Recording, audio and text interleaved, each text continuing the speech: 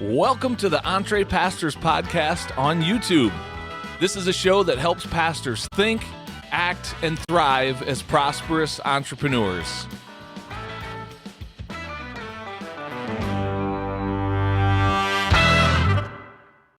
Well, hello everyone, and welcome to the Entree Pastors Podcast on YouTube.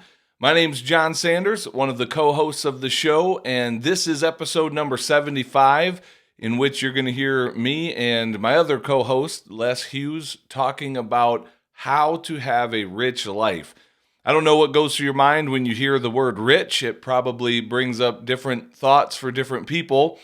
Certainly, some of you might go right to money, and while money is definitely part of being rich, it's not all there is to being rich.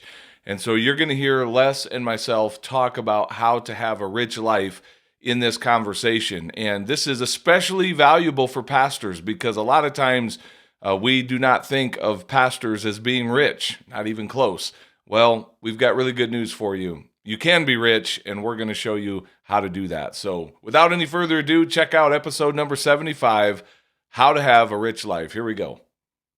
Man, Les, we truly do like to help pastors do better financially.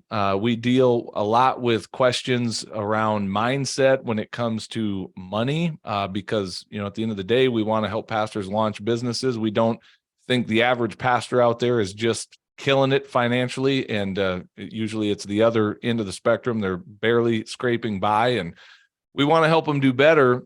So we deal with a lot of conversation around money and wealth. And that leads to the title of this week's episode number 75, How to Live a Rich Life. We're going to have a conversation about what it means to be rich.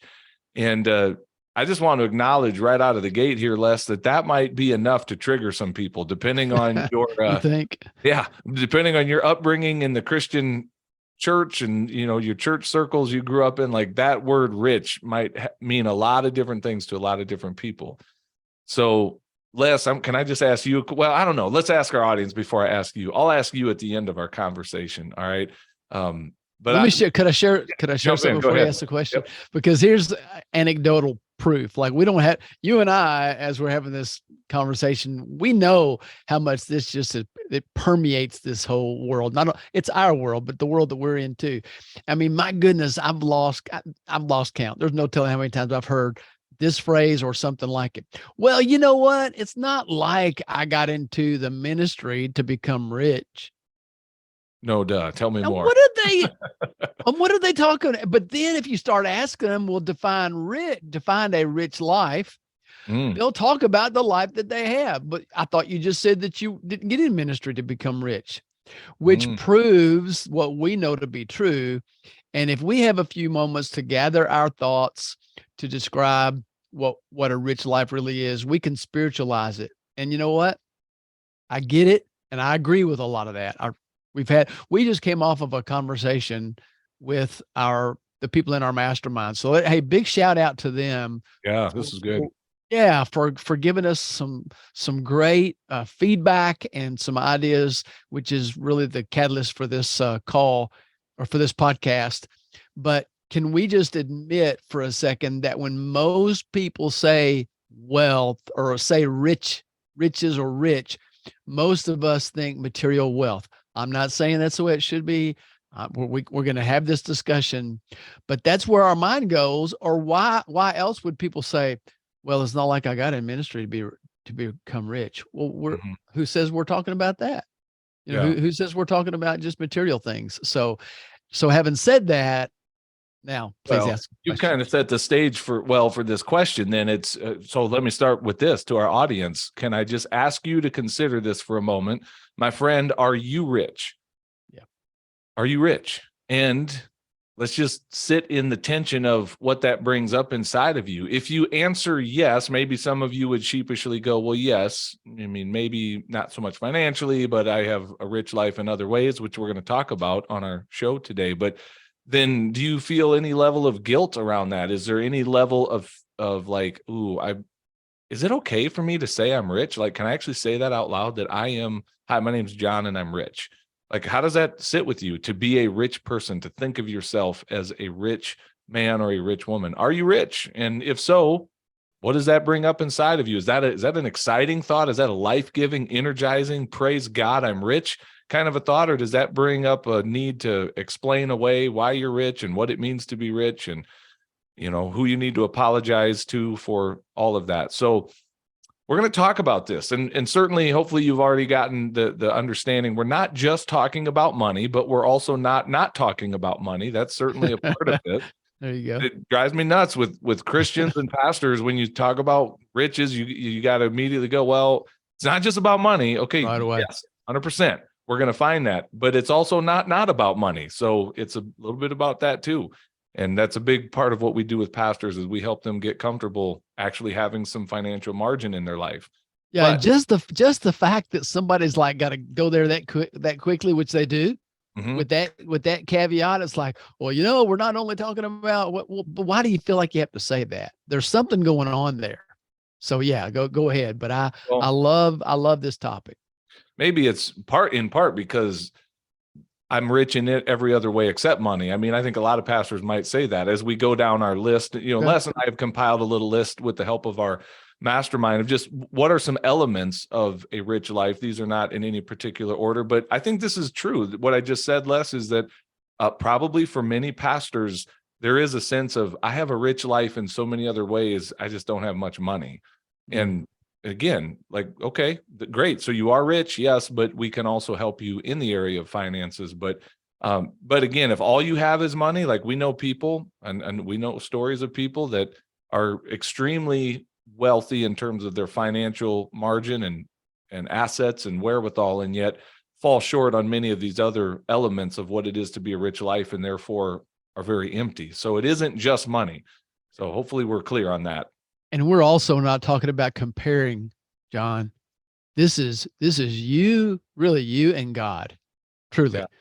Because what's wealthy to myself may not be considered wealthy to someone else, and vice versa. What's wealthy here, there's going to be a different standard of that in different countries and parts of the world. We're not playing that game. We're not playing the comparison game at all. This is only about what our desires and needs and mindset is around what it means to be rich. Yeah. Well, I'll say this too. I didn't get to share this on our mastermind call, but I think the words we speak are powerful. They matter. Words are certainly impactful. And so I say the words out loud to others that I am rich. I'll give a quick example of this in context. So, I'm a full-time firefighter, and we live 24 hours a day at the station with our guys that we work with. And so you develop strong relationships, kind of family, and you talk about all kinds of things, but we also mess around with each other. And as you can imagine, probably happens in a fire station. But as we mess with each other, when it comes to an example that might surround money, I'm very quick to say to the guys, somewhat tongue in cheek, somewhat sarcastically, but I'm not really being sarcastic, no problem. I'm rich. Like I'll say that out loud. If they're, well, John's buying ice cream tonight. Yeah, I can. I'm rich. And I genuinely mean that. Like, I'm a rich dude. So I see myself as rich, and I don't feel guilt about it. But here's some of the elements. Again, this is a list Les and I put together, no particular order. Well, maybe some of them we could rank in order, but the first thing that we put on there, and please don't dismiss us as being hyper spiritual. I'm serious when I say this, like my richness begins with my relationship with Jesus. It flows out of the fact that I'm a born again, adopted child of the living God, forgiven of my sin. I mean, Jesus said, what good does it do a man to gain the whole world and yet forfeit his soul? And so the fact that God in his grace found me, rescued me from my sin, and called me into his family, that's huge. That's not just a spiritual box we're checking to sound holy. Like I legitimately see everything else that I have that flows from that. Les, would you agree with that in your world? Well, not only would I agree, I would just, again, like everything else, go to the scripture. And one of my favorite Thanksgiving passages is really not a Thanksgiving passage, but it is. And that's the very first part of Ephesians. There's a whole list of blessings, which is part of what a wealthy person have is you're blessed. So all through there's just this waterfall of all these spiritual blessings that are ours in Christ. And he uses those kind of phrases, the the blessings, the riches that we have in him through being whatever, chosen, adopted, et cetera, et cetera, et cetera. So yeah, I wholeheartedly agree with that. And that's a great place to start, John. And it doesn't necessarily, you said something about, you know, using spiritual language. Well, that's just the language that's accurate and true of where we are. Yeah. I think what I'm trying to say with that is I'm not trying to sound cliche or, Yeah. like I'm serious. Like Yeah. my wealth and richness flows first and foremost out of who I am in Christ, because without that, I'm nothing. And I don't mean that as just platitude. I'm legit when I say that. And this Well, would be, absolutely. I'm sorry for interrupting you, go John, ahead. but I'm just agreeing. And some might say, and sometimes I feel like, well, you don't have to say that. We know that. I mean, that's a given. Well, no, it's actually not. Yeah. And the things that people say to us, sometimes they would not say that we're being spiritual. It's just the opposite of that. And so evidently you do have to, you can't assume that people would just know that. And so we want to go on record for that. Well, and beyond that, I would say even for pastors, certainly for a broader community of Christians, but even those who lead in the church, depending on your upbringing, if you came out of a legalistic upbringing where you were taught that it's about your performance and keeping God happy by how well you keep all the rules and stuff, that may be a revolutionary message that really it's not about what you bring to the table. It's everything about what God brought to the table through his son, Jesus. And that's huge, man. That's life-changing when you get that identity of I am a born again, forgiven child of the living God. I'm not a wretched sinner saved by grace. I am an heir to the kingdom of heaven through Jesus, not through my goodness, but through his. That's life-changing stuff, man, to get your identity wrapped around that. And when did I receive that message in my life? As a pastor, as a young pastor, as I started to get set free from some of the legalism that I was brought up in, to realize that, no, this isn't about me impressing God with my goodness. So anyway, different podcast for a different day, but I'm certainly grateful for the salvation that I have in Jesus. The next thing we put on this list, Les, is calling. And this will resonate with our audience. Many pastors speak of a calling, and I think it's a great thing. So let's keep it in the context of being rich. Think how many people in the world don't operate day in and day out with a strong sense of purpose or calling. They don't even know why they're here. They don't know what the purpose of life is, let alone the purpose of their life. And they operate just going through the motions day in and day out. I think for our audience, largely speaking, Les, pastors get it. Now, we can go a lot further and show where this trips pastors up sometimes, because sometimes they get such a narrow definition of what that calling is, or this calling gets totally wrapped up with my identity as a pastor and the role that I am right now. Again, different conversation for a different day. But if you have a sense of calling on your life, I think you have a rich life, because you have purpose to wake up to every day. Mm.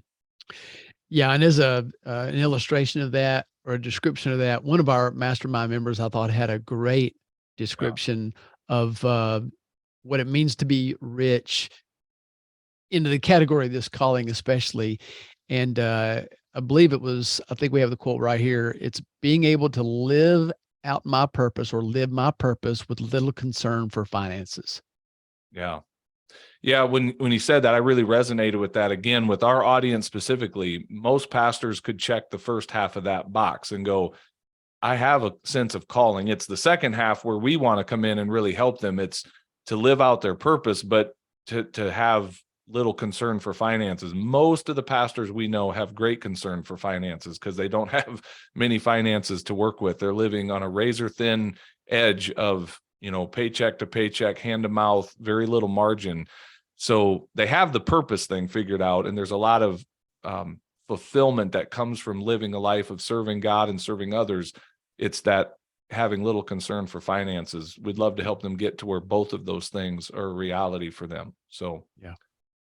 Les, Absolutely. I would contend the next one that we have on our list is probably what dominated the majority of our conversation, and for good reason. The next thing that we would list here, another element of a rich life, is relationships. And let's say meaningful relationships, safe relationships, trustworthy, healthy relationships. Yep.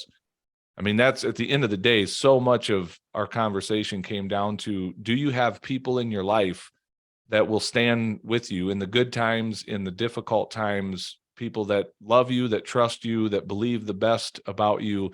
If you have that, if you have some of those relationships in your life, man, that's wealth right there. Yeah, no doubt. And there are plenty of examples of this in scripture. The foremost, of course, are Jesus and then the Apostle Paul. Jesus himself didn't have a home to lay his head, but he was rich with the people that were around him. And it wasn't the crowds, it was those who were closest to him. And then with the Apostle Paul, even at one point in time, he had plenty of wealth, the way that most people would think of it. But the longer he lived and was writing these letters from dungeons, it's the people that he pointed out and thanked God for. And so it was really clear what was most important to him, especially the closer he came to knowing that his time on this earth was going to a close. I've told the story before, but it's relevant here, of when I was a young dad and a young pastor. We had two of our ultimately our four children at that point in time. And I was pushing a stroller with one of them in there. Had my parents down to visit us. So we were all four adults, and these two little kids were walking into an agricultural museum just outside of Jackson, Mississippi. It's called the Jim Buck Ross Agricultural Museum. And the namesake of that museum was actually walking out as we were walking in. We were just going there, John, because it was cheap. And we didn't have much money. I was pastor in my first church. We had about 50 to 60 people, in worship on a pretty good Sunday.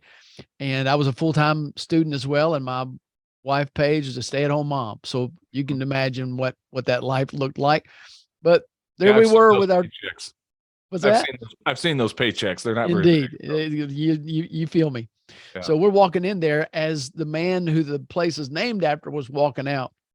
Picture this great big guy with cowboy boots and a 10-gallon cowboy hat, the way that Hoss on Bonanza used to wear. And he walked out and he stopped in front of me, and I didn't know. I knew who he was because he was a public figure and a politician in the state. And he looked at me though, and he looked at my kiddos, and he said, "Son, you are a rich man." And then he just kept on walking. And I was stunned in a good way. I just had to gather myself for a moment, because it really, that I could just feel my whole countenance lifted, John, when he said that. And so fast forward to now, I've really tried to pay that forward. And when we're at a theme park, or in the middle of a mall or something, and I see in particular a young dad, kind of frazzled a bit, and maybe even asking, "What in the world have you done?" I'll stop and I'll look at him and I'll say, "Hey, bro, you're a rich man." That's And good. then I usually just smile and walk off. And John, it never fails.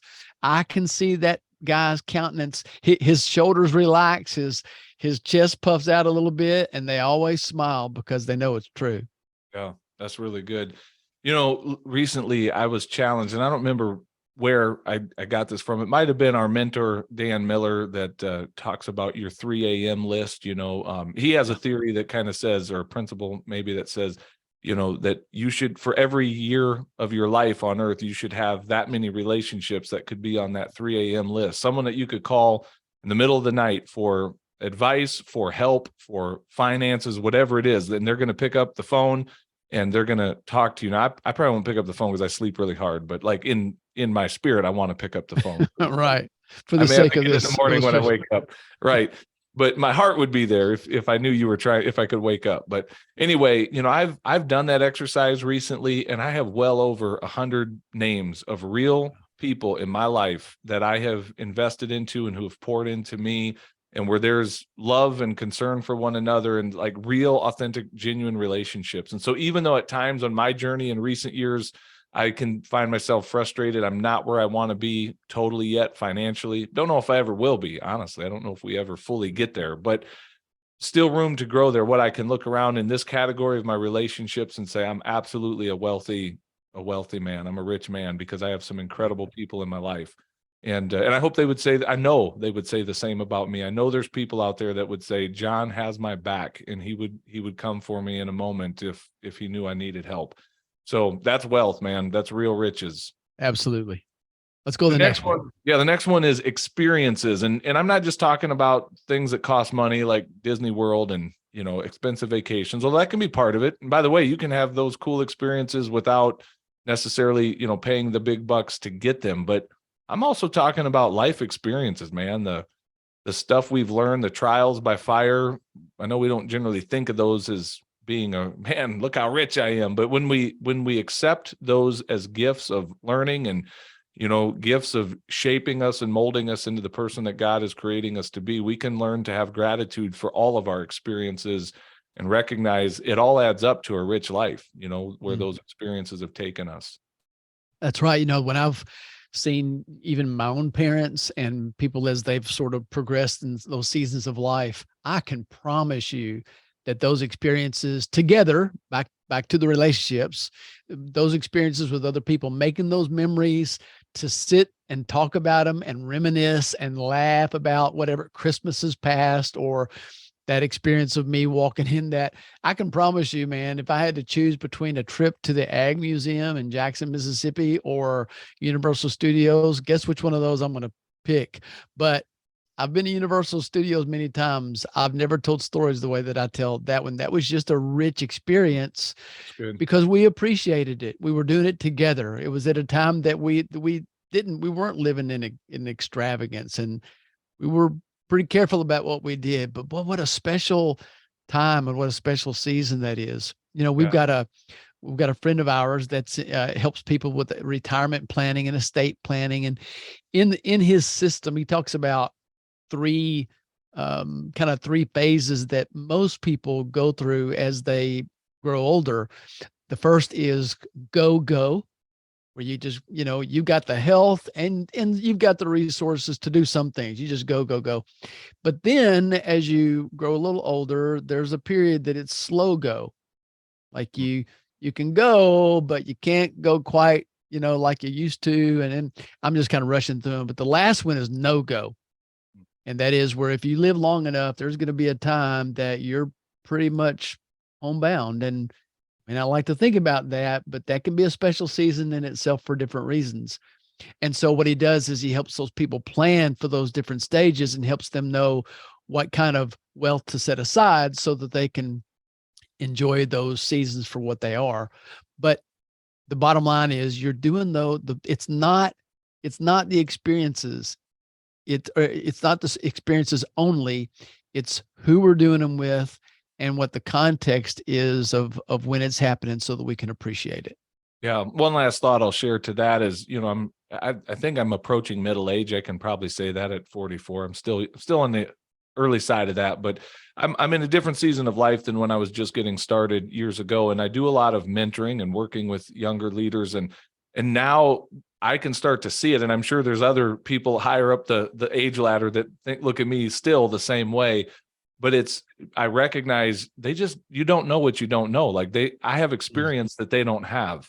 And so from that category, it's like I have some stuff that they don't have, and they're only going to get it one way. And that's through experiencing it themselves and, being mentored by others, because you just don't know what you don't know. But when you see that and get that perspective, you recognize, man, there's wealth that comes in that. I have some ability to avoid some things or do some things because I know some stuff that I didn't know a couple decades ago when I was just getting started. That experience has been a good teacher.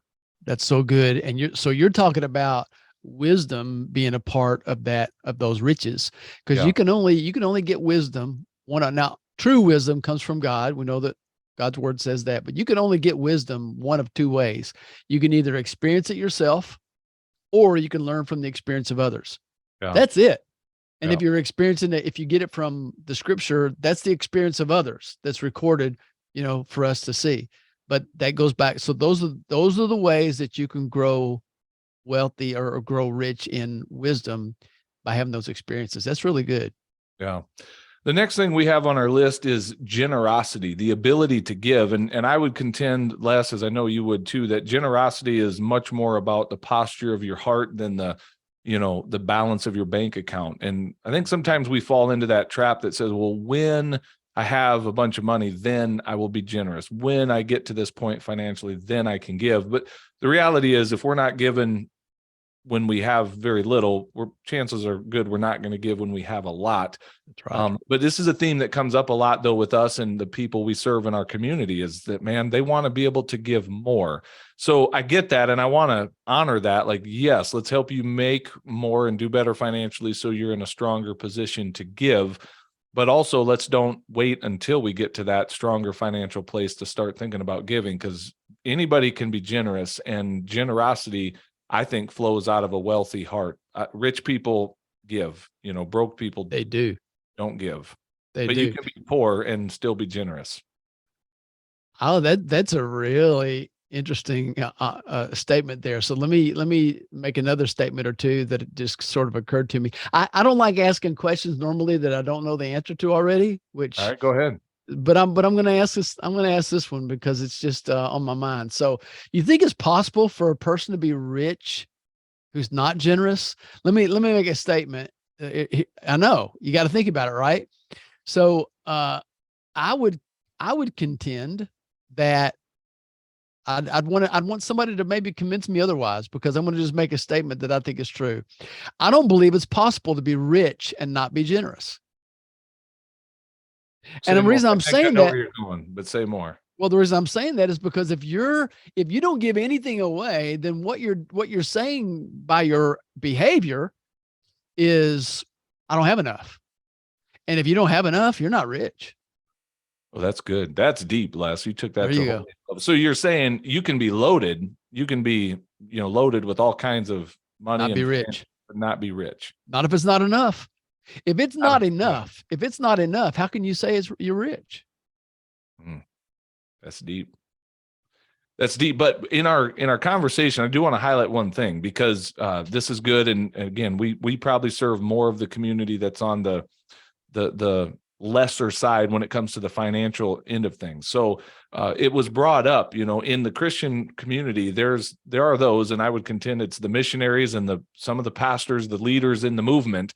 There are those among us who make it a badge of honor to talk about how destitute their lives are and how they live continuously dependent upon other people. They call it living by faith. And I'm not saying that God doesn't call us to those moments or to some of those seasons of life where we are on the receiving end of the blessing. But I think sometimes we focus almost more on that than on the blessing that it is to be the one giving. Jesus even said it's more blessed to give than receive. Yeah. I have learned how to receive graciously. I think that when we went on deputation to raise our financial resources to move out here and plant a church, like, I learned very quickly. I had a mentor teach me, learn how to say thank you, learn how to receive graciously. That's good. I'm thankful for that. But I want to be in a position to be the one giving, and not the one that is always in need with my hand out saying, please give to me so that I can go do God's work. I want to be, greatly rewarded financially in God's work so that I can give to others. So it's a deep subject, but yeah, you're rich if you're in a place to be generous. Mhm. And man, it really is true that it is more blessed to give than to receive. Mm. And if you doubt it, try it. Yeah. Yeah, that's good. Another thing we have on our list, but we got a bunch of question marks by it, because this is a loaded thing, Les. This is really loaded. And it's the issue of security. Because ultimately, at the end of the day, that's kind of what we want. Like, we want the ability to not have to worry about stuff and worry about our future. And I think there's a tension here, because on one side, that's probably good. I think there's biblical principle for storing up some money for savings and, investment. Like, that's a thing. But then there's also that give us this day our daily bread, that dependency that's taught by, by the Lord for us to wait on him and look to him as our provision. And so that whole pursuit of security in many cases is kind of a myth anyway. And if we're not careful, we turn our dependence away from the ultimate source of our provision and security, which is God, or should be God. And we put other things in that place. So it's a slippery slope, but I still want to be secure. I want to have margin in my life. So how do we reconcile that? Like, let's just riff on that tension for a little bit about security. Well, by being honest with ourselves about what it is that we really seek and what's possible. So it's pretty futile to be wanting things that are not really possible. So when people talk about security, here's the thing. You will never be completely secure, except we're not talking about in our salvation. That's a different conversation that we've addressed. So, but we're talking about financial security. As long as things can happen that you cannot control, you will never be completely financially secure. And that's like never. Because there are going to be things that you cannot control. As sound as the economy might be, as great as the current low interest rates, high interest rates, what unemployment, whatever it looks like, things can be ginning along fine right now. But as long as things can happen that you cannot control, it's fool's gold, right? It's a false sense of security. I personally am thinking about somebody, John, that I know who was a multi-millionaire in the contract. He was a contractor back in the late 2000s. You know where I'm going with this. So 2007, 2008 came along. Literally overnight, he was just as much underwater financially as he had been on top one day before that. Walked into a boardroom with a bank, with a lender, thinking that he was going to be able to work this thing out, because that's what he'd always done, is worked it out, right? And their response around that boardroom was, "We're not here to work things out. We're here pretty much to take what you think, what is ours." And they took it all. Yep. They took it all. So he would have thought, if anybody would have been secure, I would have thought maybe, he would have been.